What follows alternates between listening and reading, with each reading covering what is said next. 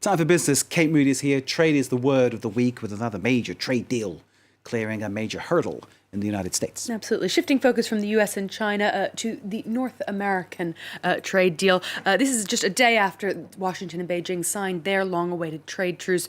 American senators voted 89-10 in favor of the US-Mexico-Canada agreement, or USMCA, which was negotiated to replace NAFTA.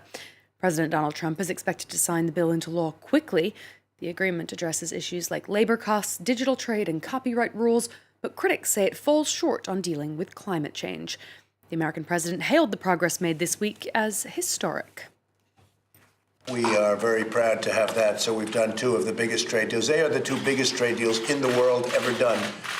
And we're honored to have done them in a short period of time.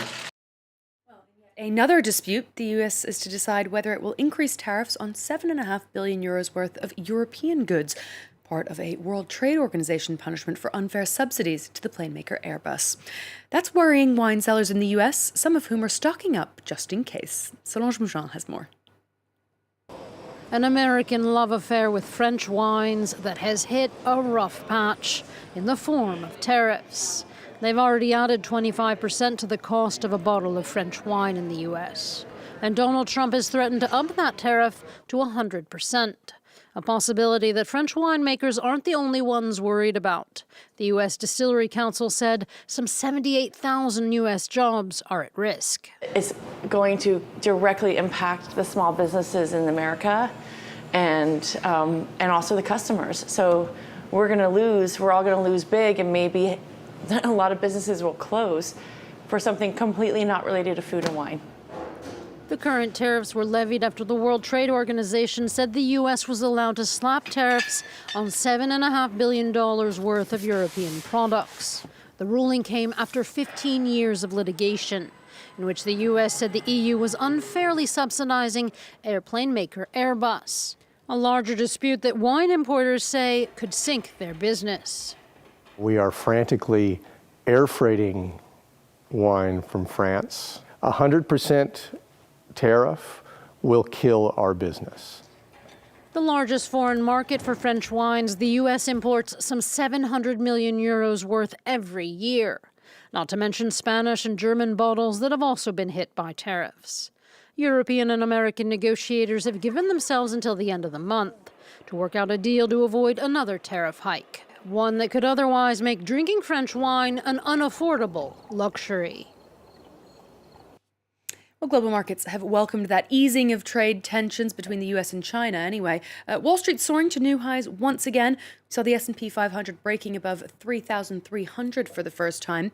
Meanwhile, as the closing bell rang, we saw Google's parent company, Alphabet, becoming just the fourth US company to see its market value soar to $1 trillion. Earlier, there was a bit more caution on the major European indices, just the CAC 40 finishing slightly above the flat line. London's FTSE 100 down 0.4%. Germany has said it will phase out coal power in the next 18 years. The government has agreed to pay out compensation to companies and regions that will be the most affected. Environmental activists have urged an even faster transition, as Sam Bradpeace reports. Once the heartlands of German industry, the country's coal regions have fallen on hard times as Europe's biggest economy moved away from heavy industry and towards renewables. Now the government is pushing to eliminate coal-fired power plants by 2038, if not sooner. We're the first country that's getting rid of nuclear and coal power on a binding basis. This sends an important international message. So how is the German government shutting down these operations, particularly in the less prosperous east, where lignite or brown coal mining is a much-needed source of income? The answer is money. The government has struck a €40 billion deal with 4 regions to compensate for economic losses. On top of this, heavily polluting coal-fired power plants in western Germany will receive €2.6 billion for an early shutdown, while €1.75 billion would go to plants in the east. Brown coal generates about 19% of the country's electricity, but is considered the most polluting type of coal, partly because its low energy density means greater quantities must be burnt. With coal and nuclear on the way out, Germany must make up the shortfall with increased natural gas and renewable production. Environmental campaigners are worried that in the midst of a climate breakdown, 2038 is too late to stop burning coal, noting that a new plant is due to be built this year.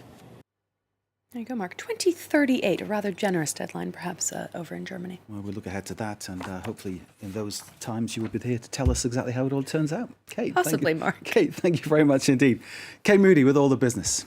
Great as ever.